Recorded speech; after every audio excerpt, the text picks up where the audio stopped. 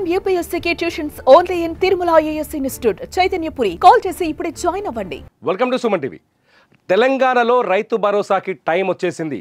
ఎప్పుడా అని ఎదురు చూస్తున్న రైతు భరోసా రేపటి నుంచి అంటే జనవరి 25వ తేదీ ఇవాళ, రేపు జనవరి 26వ తేదీ రిపబ్లిక్ డే. రేపటి నుంచి రైతుల ఖాతాల్లో డబ్బులను జమ చేయడానికి ప్రభుత్వం అన్ని ఏర్పాట్లను చేసింది.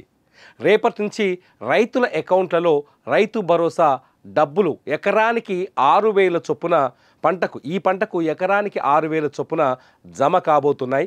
ఒక్కసారి రేపటి నుంచి రైతులు మీ అకౌంట్లని చెక్ చేసుకుంటే మీకు రైతు భరోసా వచ్చిందా లేదా అనే క్లారిటీ రాబోతుంది. ఈ రైతు భరోసాని ప్రభుత్వం ఎలా ఇవ్వబోతుంది?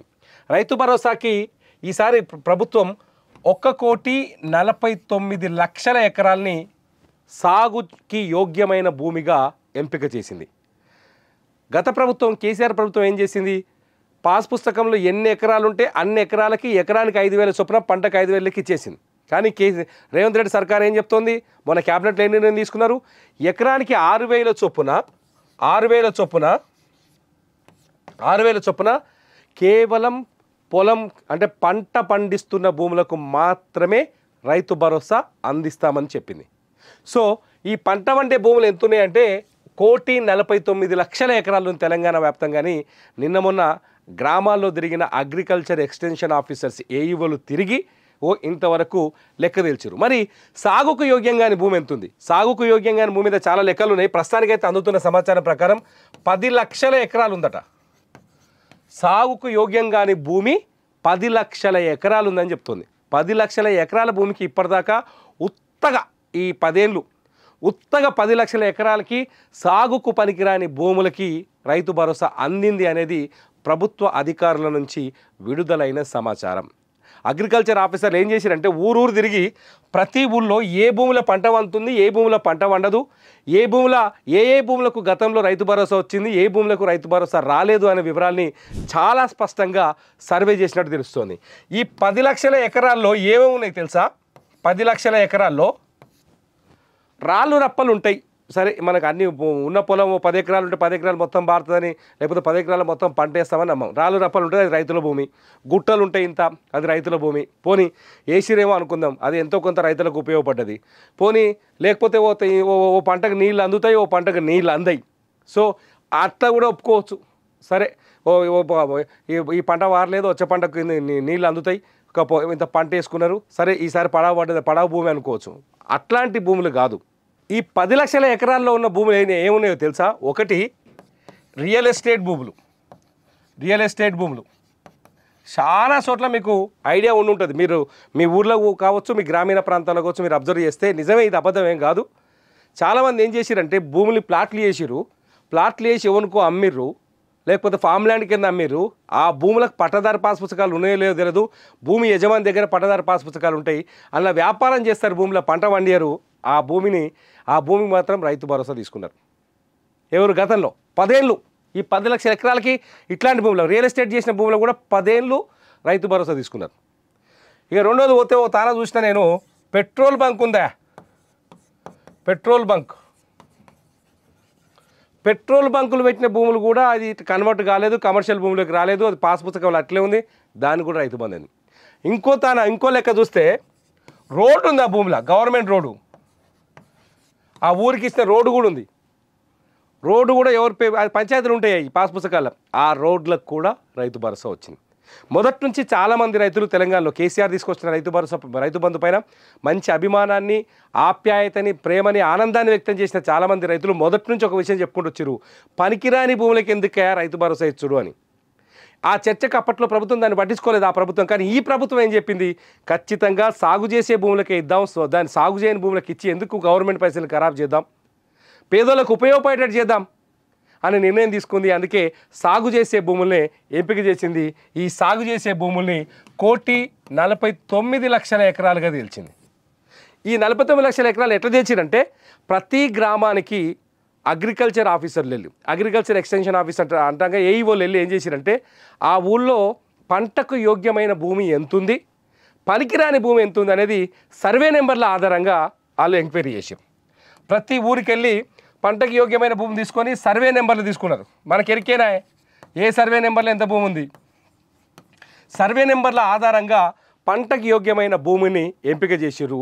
పంటకు యోగ్యంగాని భూములున్న సర్వే నెంబర్లను సీజ్ చేసిర్రు. డిజిటల్ బ్లాక్ అంటారు దీన్ని. పంటకు పనికిరాని భూములు ఉంటాయి కదా, ఆ భూముల్ని బ్లాక్ చేసి పంటకు యోగ్యమైన భూముల్ని ఆ ఊరి పేరుతోటి క్లియర్ చేశారు. ఇట్లా డిజిటల్ బ్లాకింగ్ కంప్లీట్ అయిన గ్రామాలు ఏవైతే ఉన్నాయో ఆ గ్రామాల రైతులకు రేపు 26వ తేదీ నుంచి వాళ్ళ అకౌంట్లలో డబ్బులు పడబోతున్నాయి. వాళ్ళ అకౌంట్లలో డబ్బులు పడబోతున్నాయి. ఇప్పటికే దీని కోసం ప్రభుత్వం 8,900 కోట్లు నిధులు మంజూరు చేసింది. 8,900 కోట్లు. ఇది గతంతో పోలిస్తే దాదాపు 1,500 కోట్లు ఎక్కువగా అనిపిస్తుంది. ఇది మీరు కూడా లెక్కలు చూసుకోవచ్చు. ఇది ఏదో మేము మళ్ళీ పొగుడుతున్నామని ఇష్టం వచ్చిన కామెంట్ చేస్తారు కింద, నాకు తెలుసు. కానీ మీరు కూడా లెక్కలు చూసుకోవచ్చు. గత ప్రభుత్వంతో పోలిస్తే ఇది 1,500 కోట్లు అదనంగా కనిపిస్తోంది.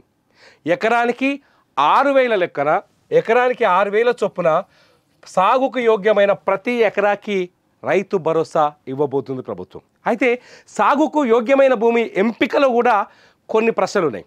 ఏ భూమి సాగుకు ఎంపిక అవుతుంది, ఏ భూమి సాగుకు ఎంపిక కాదని కొన్ని ప్రశ్నలు ఉన్నాయి. ఈ ప్రశ్నలకు కూడా ప్రభుత్వం గతంలోనే చాలా స్పష్టంగా సమాధానం చెప్పింది. ఇదంతా ఎందుకు చెప్తున్నానంటే ప్రభుత్వం చెప్పిన సమాధానాలకి రైతులకు స్పష్టత ఉండడం కోసం నేను చెప్తున్నాను. సాగుకు యోగ్యమైన భూముల్లో ఈ పంట ఇప్పుడు వచ్చి యాసింగ్ వేస్తున్నాం. యాసింగ్లో అది 3 ఎకరాలు వాడుతుంది. మొత్తం 5 ఎకరాలు ఉంది. ఫర్ ఎగ్జాంపుల్ మొత్తం ఒక రైతుకి 5 ఎకరాలు ఉందనుకోండి. 5 ఎకరాలు ఉంటే యాసింగ్లో ఒక 3 ఎకరాలకే నీళ్ళు అందుతాయి. 3 ఎకరాలకే వరి నాడు పెడతాడో, కూరగాయలు వేస్తాడో, ఆ 3 ఎకరాలు పంట పెడతాడు. మరి మిగతా 2 ఎకరాలు సాగుకు పనికిరానట్టే కదా. మరి ఆ భూమి సంగతి ఏంది? సో అటువంటిది ఆ బాధ అవసరమే లేదు. ఆ రైతు వానాకాలం కానీ ఎండాకాలం కానీ సంవత్సరంలో ఎన్ని ఎకరాలు నాటు పెట్టగలుగుతాడు, లేకపోతే ఎన్ని ఎకరాలు సాగు చేస్తాడు, ఎన్ని ఎకరాల భూమి ఆయనకు సాగుకు అనుకూలంగా ఉంది, ఆయన ఎన్ని ఎకరాల పంట పండిస్తున్నాడో అన్ని ఎకరాల భూమిని సాగుకు యోగ్యమైన భూమిగా తేల్చారు. అందులోనూ ఇక ఇది పనికిరాదు, దీన్ని పంట వేయడం కష్టమైన భూములనే తీసేసారు. పంటకు పనికొచ్చే ప్రతి ఎకరాన్ని సాగుకు యోగ్యమైన భూమిగా ఎంపిక చేశారు. కాబట్టి రైతులు ఇక్కడ నిరాశ చెందాల్సిన అవసరమే లేదు. ఎందుకంటే తెలంగాణలో ఉన్న మొత్తం ఈ 1,49,000 ఎకరాల్లో దాదాపు 80% మంది రైతులు 5 ఎకరాల లోపలే ఉన్నారు.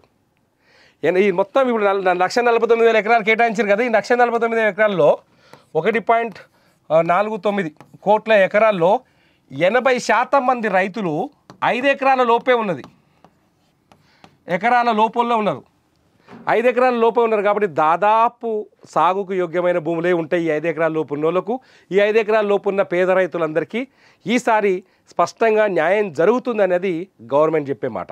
ఇకపోతే మిగతా రైతులు ఉంటారు కదా, వాళ్ళ దగ్గరనే ఈ సాగుకు యోగ్యంగా భూములు, రాళ్ళు రప్పలు, గైరానీలు, పెట్రోల్ బంకులు, రియల్ ఎస్టేట్ భూములు ఇవన్నీ 5 ఎకరాల కన్నా మించిన రైతుల పొలాల్లోనే దొరికినాయి అనేది ప్రభుత్వం చెప్తుంది. వాళ్ళేం తప్పు చేశారని కాదు, గత ప్రభుత్వం పాలసీ అలా ఉంది. గత ప్రభుత్వం ఏం చేసింది, పాస్ పుస్తకంలో ఏ భూమి ఉంటే ఆ భూమికి వేసేసారు.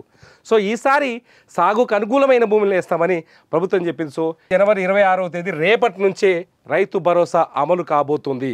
నాకు తెలిసి రేపు ఆదివారం కాబట్టి సోమవారం నుంచి బ్యాంక్ అకౌంట్లలో డబ్బులు పడే అవకాశం ఉంది.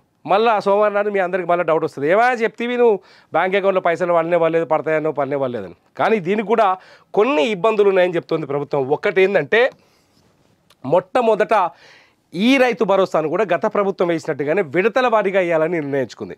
దీనికి 2 సమస్యలు ఉన్నాయి. ఒకటి, డిజిటల్ బ్లాకింగ్ పూర్తయిన గ్రామాలకే ఫస్ట్ వస్తుంది. డిజిటల్ బ్లాకింగ్ ఏంటంటే అది డిజిటల్ బ్లాకింగ్ అంటే ఏదైతే పనికిరాని భూములు ఎంత, పనికొచ్చే భూములు ఎంత, అంటే సాగుకు యోగ్యమైన భూములు ఎంత, సాగుకు యోగ్యంగాని భూములు ఎంత, ఆ లెక్కని ఏఈఓలు తేల్చి ఆ సర్వే నెంబర్లని ఇప్పటికే రైతు భరోసా సైట్ ఓపెన్ అయింది. ఆ సైట్లో పొందుపరిచిన తర్వాత ఆ ఊరిని పూర్తిగా డిజిటల్ బ్లాక్ అయిందని నిర్ణయించుకున్న ఏఈఓలు అప్రూవ్ చేసినాక ఆ ఊర్లో ఉన్న భూములకే ఫస్ట్ విడత రైతు భరోసా పడే అవకాశం ఉంది. అందులోనూ మొదటి రోజు రేపు 26వ తారీఖు నాడు ఎకరం లోపు ఉన్న వాళ్ళకే ఇస్తారట. ఇది క్లియర్గా గుర్తుపెట్టుకొని, జనవరి 26 తారీఖు నాడు 26 నాడు ఒక ఎకరా ఉన్న వాళ్ళకి, 1 ఎకరా అంతకంటే తక్కువ ఉన్న వాళ్ళకి, 1 ఎకరా అంతకంటే తక్కువ ఉన్న వాళ్ళకి 26 తారీఖు నుంచి 26 తారీఖు నుంచి అంటే సోమవారం నుంచి 27 నాడు నుంచి పైసలు పడతాయి. డిజిటల్ బ్లాకింగ్ పూర్తయి అంటే సాగుకు యోగ్యం కాని భూముల లెక్క తేలిన గ్రామాల్లో ఎకరం లోపున్న రైతులకి రేపు 27వ తారీఖు నాడు సోమవారం నాడు బ్యాంకుల పైసలు పడుతున్నాయి. అట్లా ఈ డిజిటల్ బ్లాకింగ్ కావచ్చు, ఇంకా ఇంకో సమస్య కూడా ఉంది. ఈ మధ్యన ఏం చేసింది తెలంగాణ గ్రామీణ బ్యాంకులో, ఇప్పటిదాకా మన గ్రామాల్లో 2 బ్యాంకులు ఉన్నాయి కదా, ఒకటేమో తెలంగాణ గ్రామీణ వికాస్ బ్యాంకు TGB అంటారు దాన్ని, TGB, ఇంకోటి APGVB ఒకటి ఉంది, ఆంధ్రప్రదేశ్ గ్రామీణ వికాస్ బ్యాంక్. ఆంధ్రప్రదేశ్ గ్రామీణ వికాస్ బ్యాంక్ ఒకటి ఉంది, తెలంగాణ గ్రామీణ వికాస్ బ్యాంక్ ఉంది. ఈ ఆంధ్రప్రదేశ్ గ్రామీణ వికాస్ బ్యాంక్ మొన్ననే ఈ తెలంగాణలో ఉన్న బ్రాంచీలన్నింటినీ TGBలో విలీనం చేసింది. ఓ 15 రోజులు అవుతుంది. జనవరి 31 తారీఖు దాకా, 26వ తేదీ నుంచి 31వ తారీఖు దాకా, డిసెంబర్ 26వ తారీఖు నుంచి 31వ తారీఖు దాకా ఈ ప్రక్రియను పూర్తి చేశారు. ఇప్పుడిప్పుడే రిజర్వ్ బ్యాంక్ నుంచి ఆ ఆమోదం అయింది. ఆ బ్యాంకుల విలీనం, ఆ బ్రాంచీల విలీనం పూర్తయింది.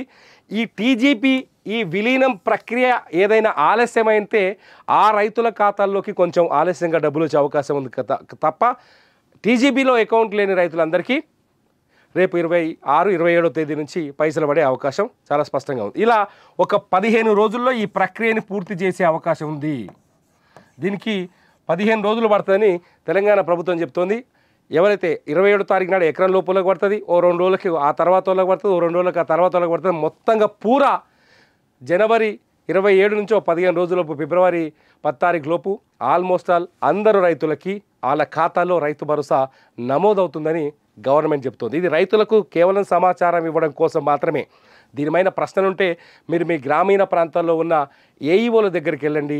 అగ్రికల్చర్ ఎక్స్టెన్షన్ ఆఫీసర్స్, మీకు వాళ్ళ పేర్లు చెప్పాల్సిన పని లేదు, పేర్లతో సహా మీకు ఫోన్ నెంబర్లతో సహా గుర్తుంటాయి. వాళ్ళ దగ్గరికి వెళ్ళి మీరు వివరాల్ని అడిగి తెలుసుకోండి. మీకు ఏమైనా మిస్టేక్స్ ఉంటే అగ్రికల్చర్ ఏదైతే రైతు భరోసా సైట్లు ఉన్నాయో ఆ సైట్లలో వాళ్ళకి ఆల్రెడీ యాక్సెస్ ఇచ్చేశారు. ఆ సైట్లలో పాత వివరాలు ఏమైనా ఉన్నా, లేకపోతే ఫోన్ నెంబర్లు మార్చాల్సి వచ్చినా, బ్యాంక్ అకౌంట్ల నెంబర్లు మార్చాల్సి వచ్చినా వాళ్ళ దగ్గరికి వెళ్తే మార్చే అవకాశం వాళ్ళకి ప్రభుత్వం ఇచ్చింది. మీరు వెళ్ళి మార్పించుకోవచ్చు. సో ఒకటి చాలా స్పష్టంగా ఏంటంటే, రేపు 26వ తేదీ నుంచి మొదలు, అంటే 27వ తేదీ నుంచి మొదలు ఫిబ్రవరి 10వ తేదీలోపు ప్రతి రైతుకి ప్రభుత్వం హామీ ఇచ్చినట్టుగా ఎకరానికి 6,000 చొప్పున ఈ పంటకు రైతు భరోసా అందుతుందని ప్రభుత్వ వర్గాలు చెబుతున్నాయి. రైతులకి నిజంగానే ఇది శుభవార్త అని చెప్పాలి. రేవంత్ రెడ్డి ప్రభుత్వం 8,900 కోట్లను ఇప్పటికే కేటాయించినట్టుగా తెలుస్తుంది. 8,900 కోట్లని డిస్బర్స్ చేసేందుకు కూడా ప్రభుత్వం రెడీ అయింది. మళ్ళీ చెప్తున్నాను, బ్యాంక్ అకౌంట్లలో తేడాలో, లేకపోతే బ్యాంకులో విలీన సమస్యలో, లేకపోతే డిజిటల్ బ్లాకింగ్ లేని గ్రామాల్లోనో కొంచెం ఆలస్యం అయ్యే అవకాశం ఉంది. కానీ అది కూడా దాన్ని సొల్యూషన్ చేసి వేస్తామని ప్రభుత్వం చెప్తుంది. మరి ఈ రైతు భరోసా పైన మీరేమనుకుంటున్నారు? ఆలస్యం చేసిరనుకుంటున్నారా? ప్రభుత్వం ఇప్పటికే ఈ ప్రక్రియ పూర్తి చేయాల్సిన అవసరం ఉండే అనుకుంటున్నారా? రైతు భరోసాని మీరే విధంగా చూస్తున్నారు? రైతు భరోసా పట్ల మీరు హ్యాపీగా ఉన్నారా లేరా? మీ అభిప్రాయాలు ఏంటి అన్నది ఈ వీడియో కింద కామెంట్ చేయండి. ఖచ్చితంగా మీ అభిప్రాయాన్ని ప్రతిబింబించేలా నేను మరో వీడియో చేస్తా. చూస్తూనే ఉండండి సుమన్ టీవీ.